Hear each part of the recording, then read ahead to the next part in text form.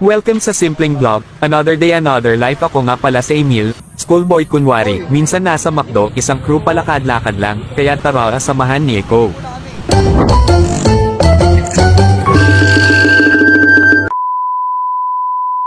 What's up guys, another day, another duty na naman tayong ng tank, mabilis ang paglalakbay lang ta, medyo mahaba-haba ang kaganapan natin ngayong araw.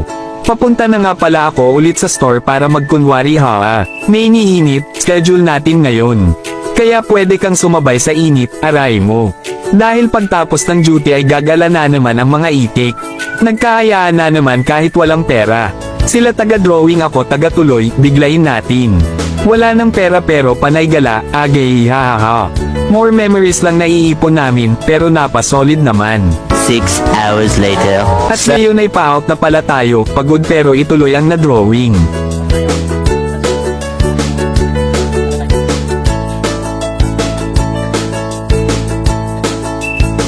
At paalis na nga pala kami ngayon.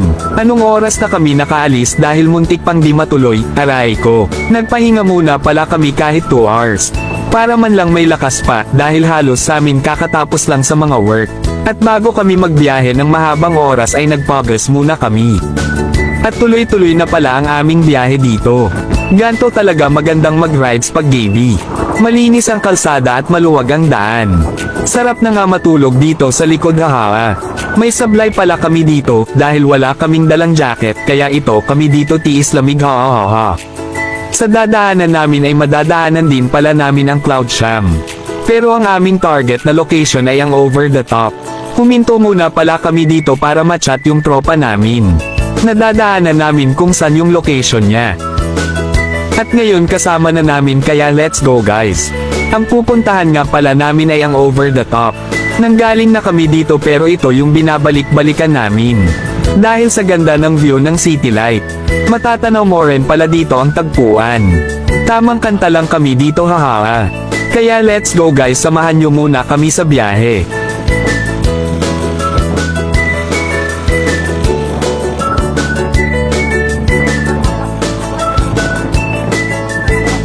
Medyo malayo-layo nga pala pero, dahil maluwag ang kalsada mabilis lang din kami naka-rating. Pagpasok nyo ito pala bubungad sa inyo sa loob.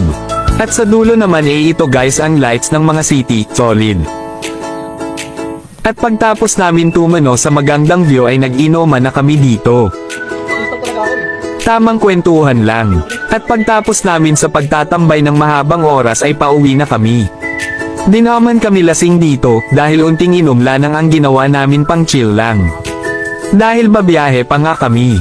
Tamang tanaw lang sa paligid. Habang dinadama yung malamig na hangin. Pangtanggal pagod. Balang araw magkakamotor din tayo. Pag talaga ako nagkamotor lagi akong magro-road trip. Maparami man kasama or wala mag-chill ako. Kasi ito yung sagot sa pagod ko. At ngayon samahan nyo muna kami sa biyahe pa uwi guys.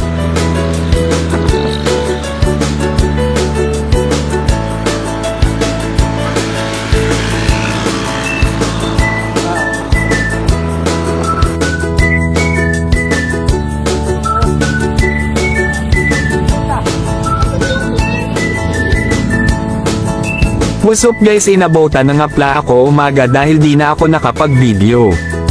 Tuldok, dahil pagdating pala sa kalagitnaan ng biyahe namin. Ako na ang nag-drive dahil medyo inaantok na kasama ko nun. Baka raw kasi makatulog siya. Kaya ito safe tayong nakauwi. Pagka-uwi pala nila direkta duty na iba sa amin. Wala nang tulog-tulog. Hanggang dito na lang guys. Babush, thanks for watching. See you sa next video.